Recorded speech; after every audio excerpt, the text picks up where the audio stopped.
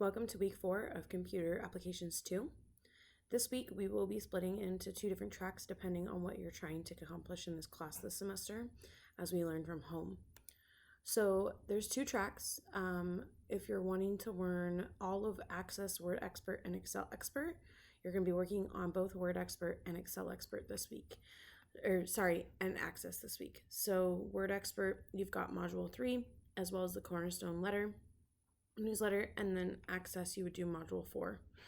If you're just working on Access and then want to learn portions of Word Expert and Excel Expert but not necessarily do the tests, you'll be working on just Module 3 of Word Expert this week. They're both posted in Microsoft Teams, so make sure you're doing what you feel you want to learn and at what rate, because the Access Module 4 lessons, if you're doing track 2, will be next week. So just keep that in mind for working on stuff. So as we go into Microsoft Teams, up at the top of RL Week 4's channel, you've got all of the lessons to go through. These are actually pretty quick lessons, especially the Word Expert lessons. They're not very long.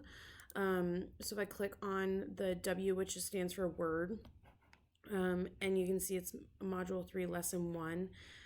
It's not a very long lesson. It's only 7 pages, and it's got a lot of application practice in it, so lots of step-by-step instructions. So if you think about it, it's really not a very long lesson, and most of them are like this. The Access lessons have an A at the beginning of them for Access, and they aren't very long either.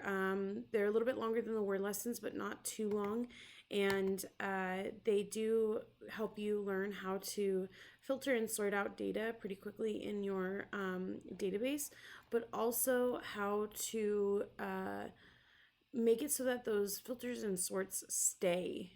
Usually when you're in Excel, if you think about it, when you do a filter or a sort, you see the data, and then if you filter or sort it again, that data you were looking at and highlighted with the filter and sort previously disappears and it changes. Whereas queries allow you to filter and sort data out and then do it again and again and again because it's saved and you don't have to remake all of the settings of the criteria for the filter and sort. So it's a really great feature of databases, especially if you're pulling data regularly. If you think about in like Amazon and they've got their databases working, they're probably pulling from their database regularly on what new orders have come in and where they're going. So they have the ability to pull data pretty quickly, or they're automated where their computer's doing it for them. In addition to all this, you've got the Files tab, so don't forget about the Files tab. There's quite a few files this week because we've got Word Expert and Access going on, so I've kind of sectioned them out for you, so that way you aren't looking through all the Word files looking for the Access files. So make sure you go in there and get the right files for the application practices. And then you've also got the assignments for this week. The assignments look a little bit different this week because you've got Access M4, which is not due until next week because some of you are choosing to do the spaced out route, the track 2. So it's due later, but if you're wanting to do track 1 and keep moving forward, you should be doing that this week. And then you've got the Word Expert M3 Cornerstone newsletter.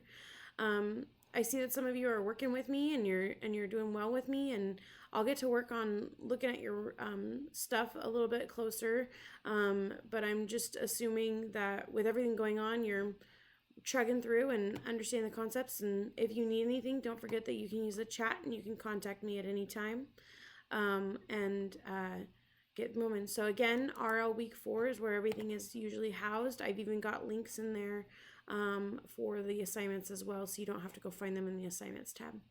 And I hope you all have a great week.